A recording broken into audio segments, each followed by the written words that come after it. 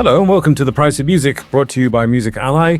And if you want an easy and quick guide to what's going on in the music industry and how it all works each week, well, then here we are. We're looking at the finances of the music industry while also bringing you stories and stuff from the pop biz in the last week. He's Stuart Dredge, I'm Joe Sparrow, and if you listened to last week's show, you'll know that actually me and Stu are on our holidays at the moment in our static caravan in Rhyl, sunning ourselves on the beach. But we're still going to have a show this week. And Stu, I'm going to be dispatched shortly across Berlin to chat to some people who are making a new revolutionary type of vinyl.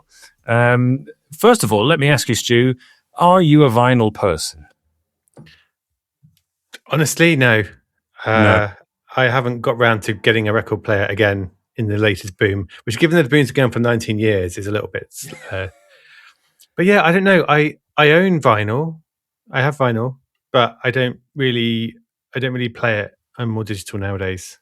It's a sort of a big niche focus, isn't it? It's a bit like, I don't know, it's somewhere between collecting and sport, isn't it? Like you really need to want to do it for a certain reason. It's either because you're a purist or you like collecting, or there's just something that scratches your itch about it specifically, isn't there? Otherwise, a lot of people just stream it. I think vinyl accounts for, is it about 5% of the overall recorded music sales now, which doesn't sound like a lot, but it's that's measurable in the billions, isn't it? Well, also, I think if you're for individual artists and labels, like it's a meaningful source of revenue for a lot of them. It's more than 5%, isn't it? Because so I think it's on a macro level, it can be a really meaningful part of your income, especially if you're independent. And of course, if you're Taylor Swift, you're making a lot of money from vinyl. She's the top LP every year, it seems, at the moment. Well, that's because she sells 5 copies of it in different color variants to her super fans. So you can just multiply a normal superstar's vinyl sales by 5 with her, I think. But of course, like, you know, when we talk about, you know, in as we've all just experienced a massive heat wave, the climate emergency, you know, we are, as part of that, you know, we like buying vinyl, those of us who buy vinyl. And it is, you know, if you buy traditional vinyl, it is a 180 gram disc of PVC, which comes from oil extracted from the ground. And there is an ecological issue with that, isn't there, as well? And the company I'm going to go speak to shortly across in very glamorous environment, by the way, in Berlin, their office, which is the Bertelsmann Group main office, which is the huge media conglomerate. They have a beautiful office, which is a bit like an art gallery that happens to have meeting rooms in it, and it's right next to Museum Island in Berlin and overlooks the huge cathedral there. And they own a company called Sonopress, which is a huge physical media manufacturer. And the reason I'm speaking to them is because a couple of years ago, they produced a new form of vinyl record called EcoRecord, which is made a little bit like CDs are made, through injection molding plastic into a mold rather than pressing, you know, hot discs of PVC into a record. And the ecological angle on this, or the argument goes, is they use 85% less energy, because it's not, you don't need to heat the material, so they have huge savings on heat. And also they can be made out of the kind of plastic that you make water bottles out of. So you can take, as Coldplay did with their last album, you can take plastic bottles that you can take out of the sea, for instance, you can process them and then use them to be made into new records. These things are all incremental, of course. Like getting bottles out of the sea and turning them into records takes energy as well. But there are savings here. And the idea is that the records themselves can become recycled as well. So when you really start hating that Coldplay record, you can chop it up and make it into a new record. Not that I recommend you should do that. The other interesting thing about this is that EcoRecord, having launched a couple of years ago, Coldplay, Ed Sheeran, Lorde, you know, some significant releases have come out on this format. It sounds good and looks good. So I'm going to go and chat to them now and see what they've learned from 2 years of producing these alternative types of record with the energy savings, and what the future is going to hold. Stu, what could possibly persuade you to come back round to the side of vinyl? Would exciting recycled materials do that for you? Maybe. I mean, I'm not doing it because of the climate aspect, but I think it would certainly help. Like if I knew that I wasn't, buying something that had been hurting the planet, or at least was hurting the planet less. But yeah, I think I just need to have a midlife crisis where I go and buy loads of vinyl and have a lovely. Oh yeah, I think you're obliquely referring to me recently having bought a lot of vinyl there, aren't you? Well, no. I mean, I'm not against vinyl. I just haven't had the space in the house, the quality of the record player, and the time and money. So I think as I get, hopefully, some of those things, if the world doesn't burn and I, I'm not out of work from AI, that's when I'll schedule my vinyl revival, and I'll send it up by another % every year, perhaps. Okay, right. Well, let's see if this interview can persuade you otherwise. So I'm going to go speak to a nice man called Sven Deutschmann now, overlooking the cathedral in the middle of Berlin. Well, thanks, Joe and Stu. This is Joe again, across the other side of Berlin now, and I'm in probably the fanciest part of the city. I'm standing right next to the Humboldt Forum, which is a huge old palace. I can see just over the road there the Berliner Dom, which is the enormous and beautiful cathedral. To my right is the Fernsehturm, which is the sort of high, pointy thing that you'll recognize from photographs. Just over there is the Altes Museum, which is the old art gallery. Just over there is the Deutsche Historische Museum, which is the history museum.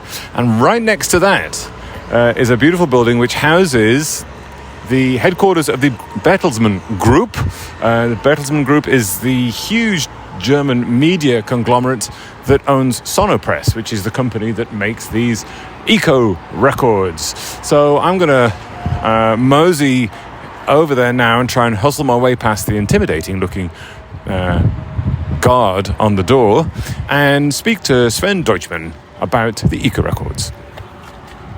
So I'm back here with Sven Deutschmann. Great to see you. We spoke first, I think, 2 years ago, just as this product was launching, and you've come a long way since then. So I'd like to sort of just catch up really on what's happened in the last 2 years. So in the last 2 years, this new technology's come out. What are you most satisfied by in that time? First of all, I think within these 2 years, a lot has happened. And starting with one machine, the first big releases, now we are running 4 machines globally. And this is further to increase. And this shows there's a really huge acceptance of the format by all stakeholders, by the artists, by the labels, but also by the fans, the super fans. And it's fantastic to see this in operational business. And what has the reception been like? Because when you first described this to me, I thought, well, this is great. You've found a way to reduce the use of heat and carbon footprint. It sounds good. It looks good. It's one of those things that seems to be you think it would be an easy sell to people. So what have people said to you? I'm thinking artists, labels, fans. What's the reception been like of this EcoRecord? First of all, we were experiencing a lot of skepticism. It was a lot of unknowns. It was like changing the behavior and changing the product, the method. It was like a mountain, and climbing the mountain in the very beginning was like a challenge, because the questions were like moving targets. And in the very beginning, it was like challenging. How do you realize that the footprint is coming down so drastically? So the first question was really concentrating on the carbon footprint with all aspects, like on the material, on the process. And is it possible in the process to reduce by more than 85% in the process, like reducing, which is no longer fossil-based energy on natural gas one hand, but also on reducing anything which is like cooling water, steam, energy. This was huge. And I would say this was phase 1 to convince and to prove by external partners that this is real. And then once this was a proven thing, that the carbon footprint can be drastically reduced, then it was like a moving target. Okay, then let's talk about the features. Is the product as stable as everybody knew the vinyl record for 75 years? Is it as stable? Is the quality the same? Is it like long lasting or something there in the background which we do not know? So it was like, in one word, we had moving targets from months to months to months. And we had to address each of them and not forget about also the pricing point and all of these features. But we've taken this way up the mountain. And I would say we are close to the peak now to to really come to the next phase and really rolling this product out globally. I mean, for those of you who are listening, the difference really between the traditional vinyl and this is that these EcoRecords are sort of injection molded as opposed to being pressed, and you don't need the huge amounts of heat that are needed with the traditional vinyl technique to press the record. So there's enormous savings in terms of heat energy, but also the plastic that's used is different and can be recycled or used from recycled plastic. So that's briefly where the savings are. And as you said, it's traditional vinyl, the PVC vinyl, is 75, 80 years old. It's a very old technology. And you're asking, essentially, people who've been doing this for a long time to change from this one thing to a new thing. Did you find, you were saying there, a series of moving targets. Change is hard, right? When people go from a thing that they're used to, a system that they're used to another. What was the main sort of pushback or the main challenge asking people to switch over from this one to this one? I'd say it's everybody in this industry, but also in the beautiful background of music labels, is everybody wants to see a certain product in a certain category. So once we started with this and really promoting this under the brand name of EcoRecord, one of the, I do not want to call it a pushback, but it was like putting it in a certain category. And in the first instance, it was put directly into the category a sustainable product.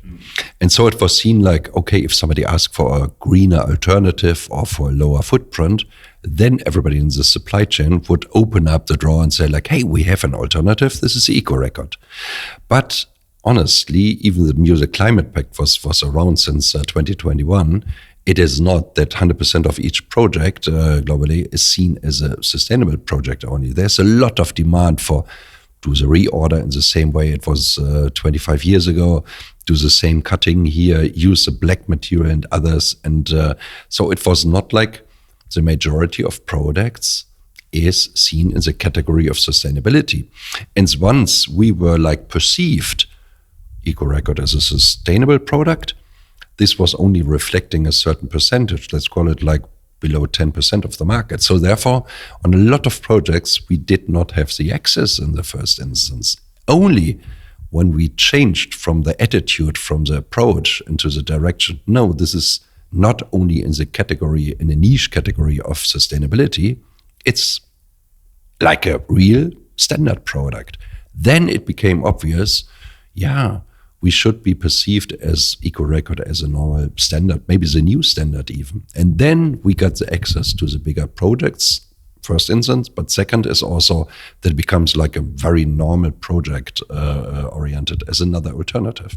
So it's sort of, perception and trust around what it is. And of course, let's talk about the big artists that have used it in the last couple of years. You've had Coldplay releasing their last album in large numbers on EcoRecord. It wasn't just a limited run, it was a lot of records being pressed. You had Ed Sheeran as well and Lorde.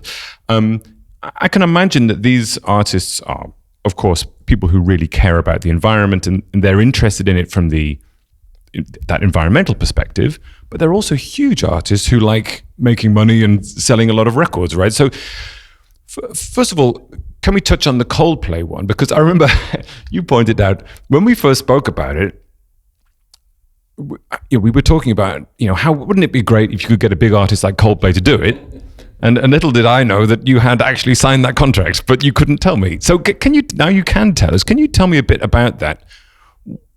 Coldplay and their team, of course, huge global artists, but very interested in doing the right thing ecologically.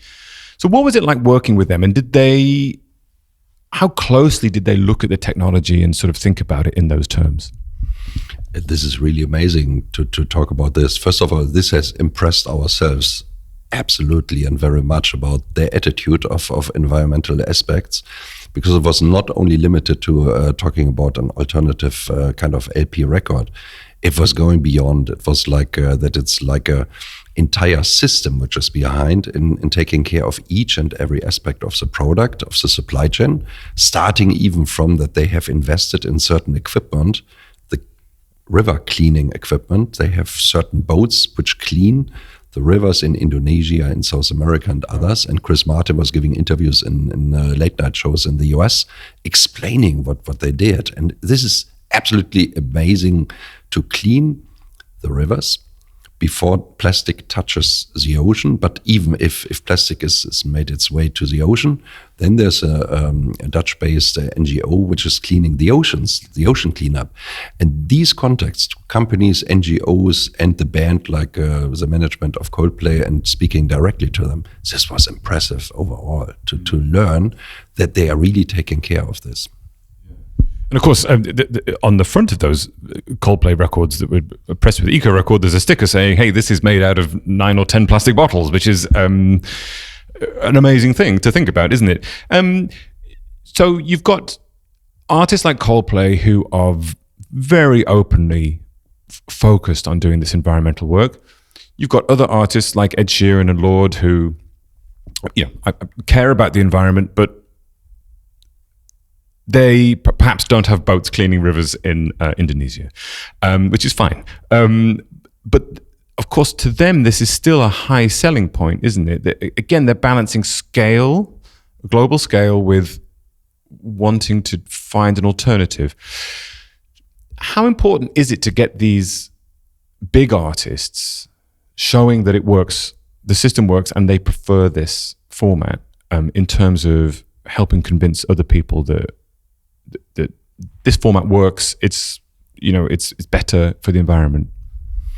It's a mix. It's a balance. If this would be only the big artists, then I would say this is seen as okay, maybe top-notch selling volume-based big projects. Of course, this is, I would say, the essence of the industry. But not to forget, music is always like nobody knows who's a big music star in 5 years or 10 years. And we see a lot of independence. We see like a movement which is even in the comparison, at least as, I would say, deep through impressive like the big labels and artists. And look at the independents. Sometimes the independents even take this view on sustainability even more serious than everybody else. So there are some labels, and we work together with like K7 and their labels and working with for manufacturing, which is so impressive because they are dedicated to really take care, like in reduction in carbon footprint, scope 1, scope 2, scope 3, and really go through this thing and take it, I would say, so serious that they are like a closed system in reducing the footprint. So therefore, it's a mix, having the big artists, the big projects, but also the independents. And even this goes beyond pop music. We've seen projects, even with house music, rapper. We have classical music now. Classical music on an EcoRecord, you would not expect it. But I would say it's not to be underestimated how far-reaching the interest is in reducing the carbon footprint all over the place. I'm really interested in the independent labels element because when I speak to people in the music industry, you look at the people who are, driving this change forward. It's often it's often groups of independent labels working together. You mentioned the Music Climate Pact, and there's a lot of people involved, but there are very, very passionate people who believe in a better future, and they're often working for independents because they have a little bit more ability to make decisions and make changes. So when you approach them with, I'm just trying to think of the mindset of like a K7 or an independent like that. When you approach them with the technology, what are their main sort of points of interest in terms of adopting it and using it? Obviously, they can check the reduction calculations for the energy and those kind of things. But what are their other concerns? Because they're printing shorter runs of records, maybe for niche markets, or their fans might want different colorways or something. So, what when you're introducing a new product and trying to make people feel comfortable with it, what are the independents looking for? I'd say this is a kind of identity. So what we've seen is, and sometimes the artists are the best ambassadors for the product, even better than any marketing agency or communication agent who's doing, I would say, promotion on this. The artists themselves, I would say this is amazing. We've seen the recent release of it's a UK-based artist, Macy Peters. And Macy Peters, the last album was just released a couple of weeks ago. And we've done it in a new methodology. We call this, it's kind of a splatter technology. We call this inkplosion. And she, the artist, Macy Peters, she was taking a 60-second video, which was then released on Instagram, on X, on all the social media formats. And she was telling by herself all the advantages of the product. It was like the best ambassador we as Sonopress could imagine of. She was telling all the stories behind, like reducing footprint, no longer PVC-free products, using PET, with all the examples. And she was, I would say, the best salesperson in this moment for our product. And this is just one example. We see the same with Supergrass for Record Store Day with a release. We see this with a lot of independents. And once somebody is convinced he's the best ambassador for the product, it's much more, I would say, serious, realistic than if we would do this. We as a manufacturing company, everybody would say like, okay, if Sonopress is telling positively about the product, of course, what else should they do? But if the artists are telling this is so convincing for everybody. And this is like a movement, I would say. And the first word was identity. It's about their identity. They love it, they like the quality, and they are the best ambassadors for the project. And to go to the fan end of things, one of the interesting things about these EcoRecords is that in their natural state, if you like, they are transparent. So they come transparent as standard, but they can also be any other color, and they have the new sort of ink splatter look ones, which are really interesting as well. So you have all the variety of that people want from a visual perspective. I want to talk to you about the audio perspective, because I've listened to a bunch of these records, and to me they sound great. They sound just the same as a PVC vinyl record. But I'm also aware that the audiophile community of consumers, people who are very, I'm going to say that they must have better ears than me, because they can hear things in records that I can't hear. But they're very exacting about quality and sound. What are they saying? I mean, I looked on Discogs the other day, right, for the Lorde release, and again, you've got people there saying, "Hey, this sounds really good," and these are Discog people who are very, particular about this. What are people saying about the audio quality, and how important is that when you talk to fans and labels and things? This is, I would say, the most interesting part of the whole story. Because in the very beginning, when the driver was look at the carbon footprint, music climate pact and other things, everybody was concentrating so much on these aspects, but everybody knew that the underlying reality is we have to match the quality. And even if the quality would have been like 5% less, 10% less or so, this product would never make it in the mass market. So therefore, this was one of our key emphases to look at. Quality, number one. And then it was amazing, because when we started, we saw that like surface noise is almost not there. It's much better than on the traditional vinyl. And there are more aspects, like from the groove structure, from the appearance of certain things, no warping, and the cleanness, the centricity of the whole thing. Centricity is a major thing also. And then on the material base of the cleanness and the structure of the material as such. So there are a lot of aspects. And then in this, I would call it the second phase, it was like, let's prove that we are as good as a traditional vinyl. But when we came closer to the end of this phase 2 to prove it's the same quality, we found out, it might be even better. And then it got really interesting, because then this was like a proof of concept where we're talking to the experts. And who is experts? Yes, people from the music industry themselves, of course. Second is also those with equipment. So we made our way to the big shows, like the high-end show in Munich and this year in Vienna.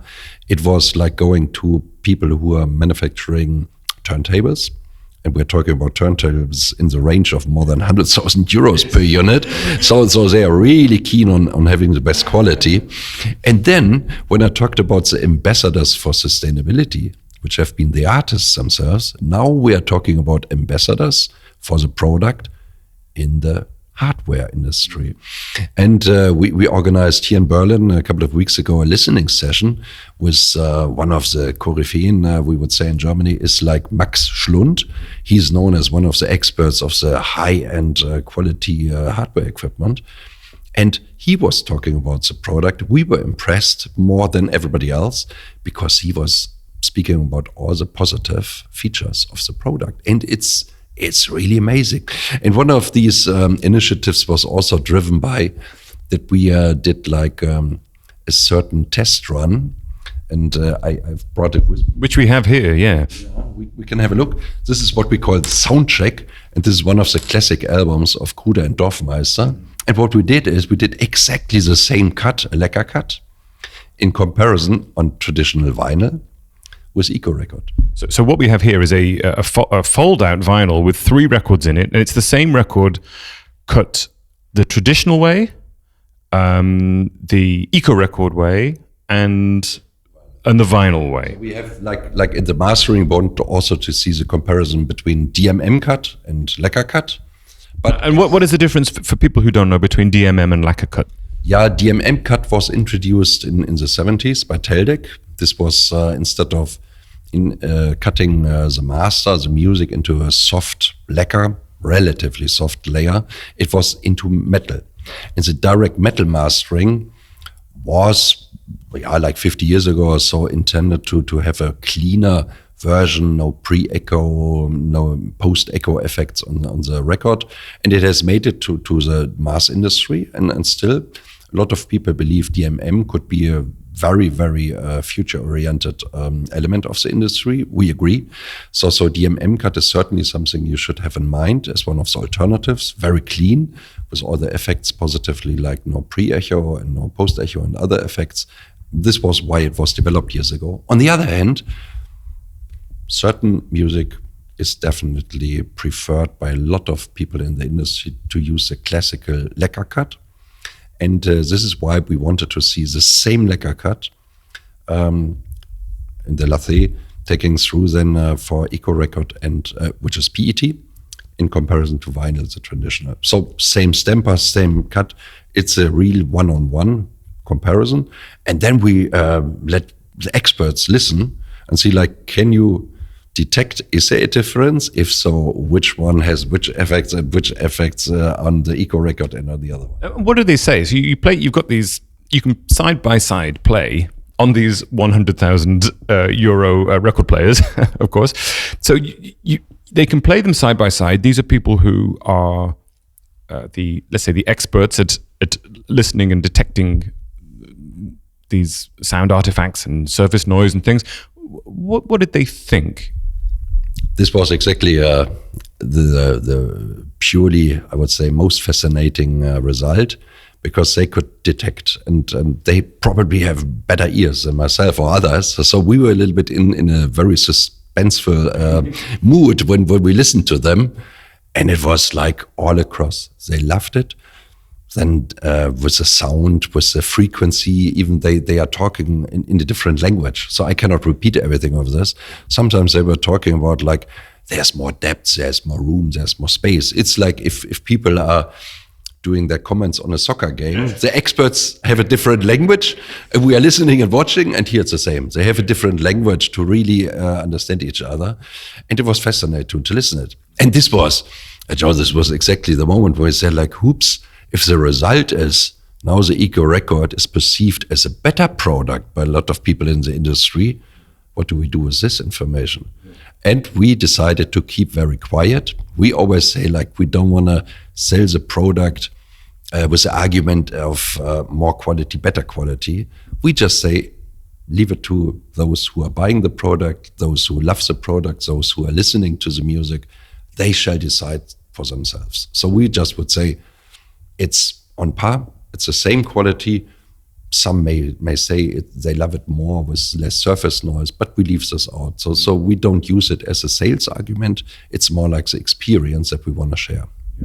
Let's look forward a bit then, because we're now in a place where, okay, the technology works, it's being adopted by artists of all levels. How do you sort of judge the success? You've talked about it, downplaying it and sort of saying, look, it's a valid alternative. You want to scale the business up. You've now got 4 machines running. I believe you've got one in North America as well now. And I guess you're going to keep increasing that. What is the sort of point where you see it becoming more normal in terms of it being part of the normal industry? Is it when you see, I don't know, another huge artist like Taylor Swift releases her records with it? Or is it when you have lots of independent artists sort of releasing short runs? What does that success look like in terms of normalization of it? This is, I think, the next stage, the next phase for the product, for the EcoRecord, also with a global rollout. First of all, I'd like to mention also consistency for the product, for the artist, in considering also their back catalog. With the experience of Coldplay, for example, it was from their point of view, making it to the number 1 in the charts, on Billboard charts after the release 2 years ago in autumn. It was the decision was taken to change all of the back catalog into EcoRecord. And this is absolutely a major move, because the back catalog of each and every artist is normally unchanged. So if some album was released 20 years ago in a certain format, it will never change. It will always be the same color. It will be black. It will be on vinyl, so on and on. Nobody will even touch the cut again, or the lacquer cutting, or how it was done, the stampers. Everybody would keep it in the same state. Here, it was showing the first change. Today, all of the back catalog of Coldplay albums, 10 albums, are all manufactured in EcoRecord by ourselves now. And also, even more, they changed it from a former black vinyl into now a transparent PET-based EcoRecord. This is amazing to see this, and it's so consistent, because this was not a one-time shot with a nice marketing. No, it was really the belief that the product is the right product as a physical product, number 1. Number 2 is, I would say that for the industry, now the rollout is really a planned version, that we really roll it out on a global level with our own capacities, mainly focusing in Europe. Yes, this is where our strengths are lying. If we look at the North American market, like you mentioned, our machine that we have installed in Charlotte, we see that North America with the US is the biggest market for media in the world. By far, biggest growth rates. It's like multi-million LPs manufactured and also sold each year in North America. So we took the decision to have this as an open format. This should not be a closed format only being provided by certain companies or by a few companies. We believe this should be open to each and every territory with production. And this is why we took the decision to make it available as a licensed product to other companies. So we have taken the decision, yes, we are open to sell the equipment, build new equipment, and this is what we right now do. So we are building machines with partners, with experts in machine building and engineering, and we are realizing and building up the machines. Number 1, it's like a certain pre-time has to be required, like 6 months, but each 6 months we can install the next line, and we are making these lines available to other companies. Number 2 is we bring the know-how, how it's done, to other companies as well. So we open up our secret treasures to make it available and to train other people, other engineers, other staff globally to do the same quality of PET-based records all across the globe. And we signed recently an agreement with Connective, formerly known as Technicolor. Mm-hmm. And Technicolor has started with the LP record production couple of years ago for North America was tons, I would say. So it's really a battery of a lot of vinyl presses. And they are as convinced as we are that the PET injection-molded based principle for EcoRecords is part of the future of the industry. And we will install the equipment later this year and then make all the technology available. And then together with Connective, we'll provide EcoRecords for the North American market. Having said this is not limited to one company and one territory. We will open this also up for other territories. So this is why we are reaching out to Far East Asia, like it can be China, it can be Korea, South Korea, and it can be also Japan. Okay. And so the Music Climate Pact, which you mentioned earlier, there's very aggressive carbon reduction goals for aiming for 2030, so 4 years away. And of course, we've talked about the reduction in carbon use in several ways for EcoRecord production. So when you look, you're talking there about rolling this production out around the world. There are other, I don't want to say competitors, but there are other formats of vinyl alternative that have eco savings, using recycled offcuts of existing PVC, or using processed cooking oil to make a sort of alternative. So you've got all these alternative approaches. When you look forward at the whole record pressing industry in sort of 5 years' time, do you think it will be a case that the traditional PVC is going to be starting to phase out and be replaced by these alternative, more carbon-friendly alternatives in a sort of general sense? It's a yes and it's a no. So it's a difficult one. And to be honest, there is a wishful thinking, of course, also on carbon footprint elements in the whole thing, but there's also the reality check.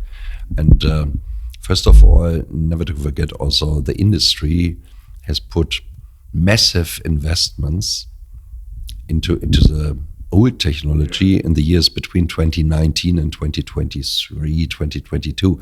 So these massive investments should never be forgotten. And everybody wants to fill their machines. And I think this is exactly why the traditional old technology of compression molding, of having not the injection molding, but the old compression molding of the PVC cake is looking for alternatives. And you mentioned the bio or the oil-based alternatives. Okay, this is all complementary, and everybody, I would say it's great to see all the initiatives, because these initiatives haven't been there in the last 75 years. And so I think we should embrace it. We should say thank you for the companies to think about alternatives in the material. But then, of course, this old natural gas-based steam process is still there. So they might, I would say, address some of the elements in the old way of manufacturing, but not each and every in one goal and run. So therefore, other alternatives, I would say, long term, they will definitely not succeed with still using a PVC-based material, number one, still use steam-based technology in the old compression molding technique.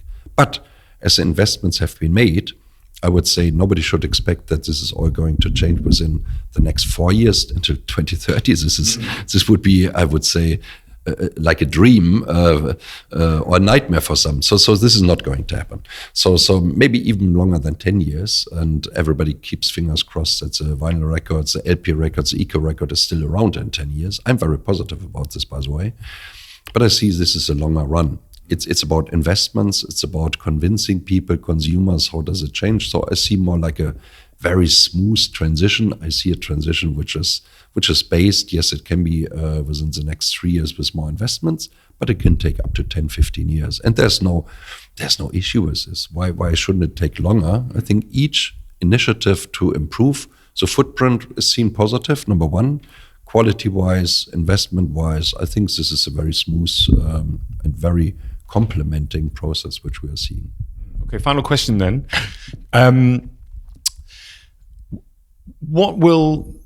We talked at the beginning about looking back to the last 2 years and what you were most pleased with and satisfied by. If you look over this 10 to 15 year time frame in front of us, what do you think, what would be some key successes that would sort of feel like you're making the progress that you think you should be with the EcoRecord?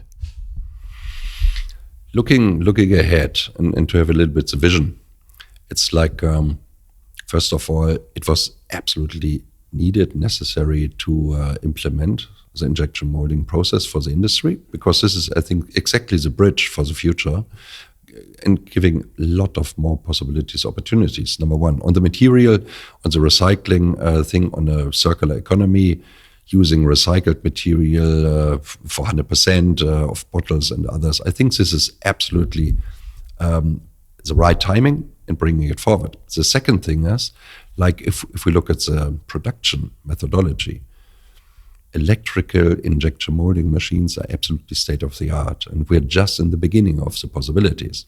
What we can imagine is we can have in-mold labeling, which is directly embedded. We can have, if customers and artists dream of like having picture disc or so, we can have in-line molded printed versions of this, and we're working on this, by the way. We have seen also with liquid ink, which can be injected into the transparent base material, we can have effects which are so nice. And I remember 2 years ago you asked for, is it possible to have like a silver or a gold?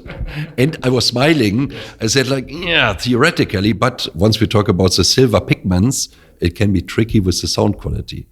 I can share with you the news. The latest thing we will release very soon will be based on a silver and a gold. And it's impressive to see the gold version, like a shiny, almost shiny gold of a record. It's fantastic. I brought a sample to you. I will show you after this is where we're talking, and you will see it's possible now without any reduction or limitation of the sound quality. And this is by liquid elements in the injection molded PET material. So sharing this is, I think we're just seeing the first light of what is possible in the next 5 years. We will see much more in this process of injection molding, and we're just in the beginning. Can we see the gold or the silver one now? I'm very excited, you know. Oh, here we go. Okay. I think this is a gold one. So if you open that, this is okay. It's an exciting moment. Oh wow! Look at that. How smooth the surface is. Shiny like gold. Gosh, it looks like real gold. Wow, yeah, that's great. Okay, no, that's very impressive. It looks like, you know, they put that gold record on one of I think the Voyager spaceship and sent it to the very outreaches of the solar system. It looks a little bit like that. It is similar like this. So this is fantastic. And this is just our engineers. Whenever they have a free time or so, they play around with new possibilities. Implosion is the other one. Yeah. And this is like a splatter one, but it's very smooth individual characters on this. And this is just it's the beginning of everything. This is great. Well, last time we spoke, I mentioned Coldplay maybe releasing records. This time I mentioned Taylor Swift. So next time we meet up, we'll see if that prediction also came true, folks. And if we do see Taylor Swift's gold records with EcoRecords. So exciting stuff. Thanks ever so much, Sven. And yeah, we're excited to hear where this goes. And yeah, thanks for sharing all this with us. Yeah, very welcome. See you next time. Thank you.